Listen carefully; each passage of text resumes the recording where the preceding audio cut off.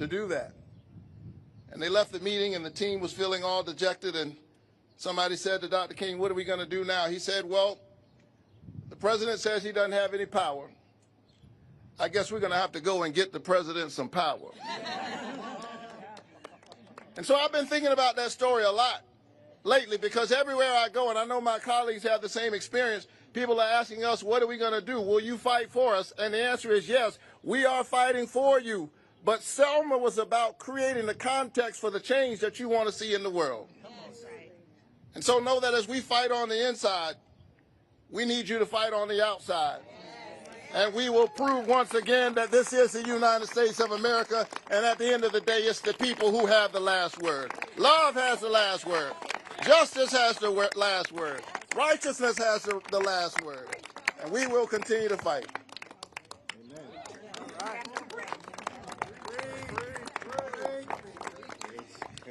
Thank you so much. What an honor and privilege to be here with Leader Jeffries, Leader Schumer. Thank you for bringing us together, and with my incredible Democratic colleagues in the House and the Senate, fighters, each one of them.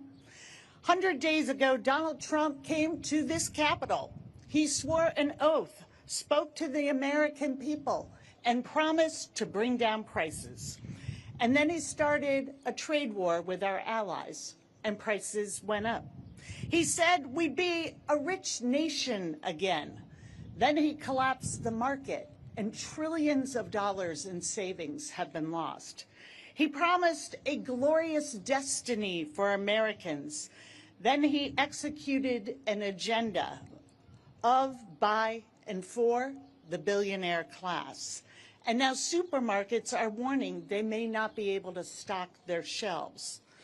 Republican politicians promised the American people they would have more money in your pocket, more opportunity for your family, more confidence in your future. But all we have seen is them take away health care, take away Social Security, take away veterans' benefits, take food away from children and seniors. That's not what anyone voted for. We look at the polls, but also go out and ask people for yourself.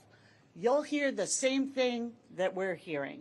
Ask my constituent whose husband is in final stages of dementia, whose financial survival depends on Medicaid.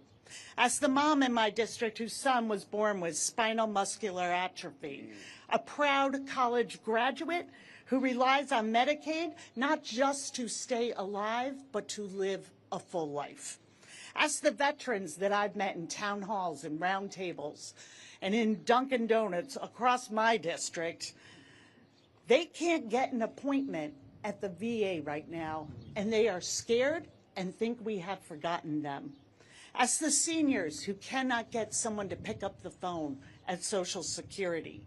In red, blue, and purple districts, Americans are saying this is not about politics, this is not about an ideology, this is about the fact that politicians are supposed to work for the American people, not the other way around.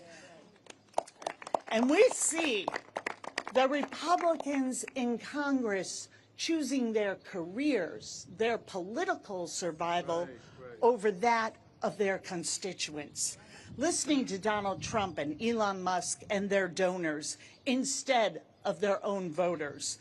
Their voters are speaking clearly. They oppose tax cuts for the rich. They oppose cuts to Social Security. They oppose cuts to veterans' benefits. They want the representatives they elected to lower their cost of living, to make sure they can afford groceries, go to the doctor, and stay in their homes. Whether or not Republicans are listening to their voters, Democrats are. We see them, and we see a system that punishes those who work the hardest to benefit those who have the most. And we're here to offer a different path. We're here to fight for the America that Americans want, with more opportunity, more wealth, and more power for working families. That is the fight that we're in. That is our commitment to Americans. And I am so proud to be here today and yield to my good friend, the Senator from Delaware, Senator Lisa Blunt Rochester. Thank you, colleagues. All right. Leader Schumer, Leader Jeffries, thank you for gathering us all here today on this beautiful, beautiful afternoon. As a former member of the House of Representatives, the House members, and as a new member of the United States Senate, I have to say to everybody, I don't know about you, but when I look back and see this crowd, this is a beautiful sight to behold. Yes. Democrats coming together across the Capitol. So I start off by saying, it's good to see you. It's good to be with you. It's good to be in the fight together. All of us represent millions of Americans across this country, from every single corner of this country. We have constituents who may have different voices, may look different, may have different beliefs, and face different challenges every day. But there are two things that we are united on. One is that we love this country. Yeah. Get that straight. We love this country. And for so many of our constituents, and for us, we feel a sense of urgency in this moment. 100 days. Some of you may recall, if you know me, that in 2016 I was elected, having never run for anything in my life. And I came to the House of Representatives in the minority. Right, Speaker Pelosi? I was in the minority. I came with Donald Trump. And so for me, this is not new. We made sure that every attempt to repeal, replace, tear up the Affordable Care Act, we did not let that happen because the people did not let that happen. Right.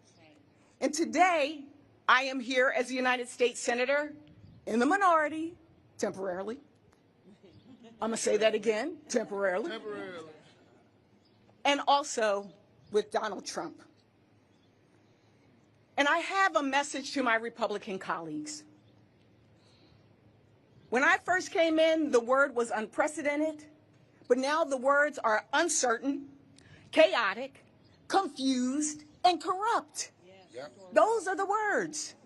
And so to my colleagues on the other side of the aisle, I say on this 101st day, there is an adage, the truth shall set you free.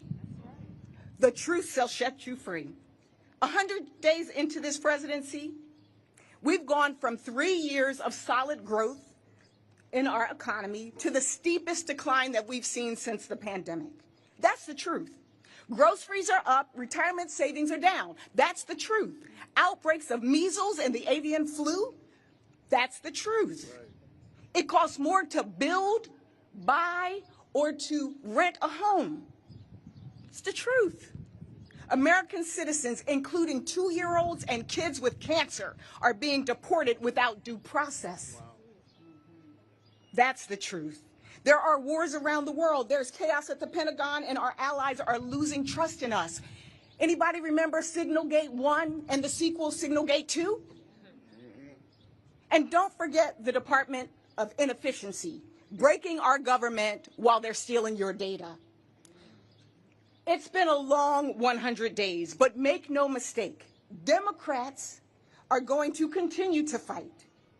And each of us must do our part in this moment. We will sit in, right, Corey? Yes. To protect Medicaid and the millions of Americans who rely on it. We will stand up for justice and the rule of law and due process. We will march for our rights. And across the Capitol and across the country, we will lock arms against hate, corruption, and darkness. We do this because this is our country. We do this because this is our democracy. And we do this because we recognize that we are all in this together. We are all in this together. And so I close with the song, but I'm not singing. I close with the song that I think represents what you see behind you. The song that is sung and danced to at every black family reunion. We are family, and we got your back, American families. And it is my honor to now introduce the Minority Whip from the United States House of Representatives, Pete Aguilar, my friend. Thank you so much. Thank you so much, Senator. Leader Schumer, Leader Jeffries, Speaker Emerita Pelosi, and colleagues. For 100 days, Republicans have shown us who they are fighting for and what they care about. It's not the working families who asked for a little bit of help, a little bit of breathing room. It's not our veterans, our farmers, our teachers, or our seniors. The only thing Republicans can rally around, the only thing that brings them together, is massive tax cuts for their billionaire friends. They're trying to pass a budget to cut Medicaid, to cut health care, to make health care more unaffordable and less accessible. They're dismantling the Social Security Administration and putting the earned benefits that seniors rely on in jeopardy. And Trump's reckless tariffs are driving our country towards a recession, which will put hardworking Americans out of work through no fault of their own. In just 100 days, Donald Trump and the Republican majority have broken their promise to lower costs and instead chosen to crash the economy. Their budget bill will only make things worse. Democrats are going to keep the focus on the American people, and the American people are asking for a little bit of breathing room so they can get by. They want to spend a little less of their hard-earned paychecks at the grocery store, at their daycare, or toward rent. We're going to focus on making life more affordable, making life easier for everyday Americans in these next 100 days, and at every turn until we flip the House and we flip the Senate and we put a check on the Trump administration's reckless economic policies. Thank you. Thank you for coming, everybody. Great moment.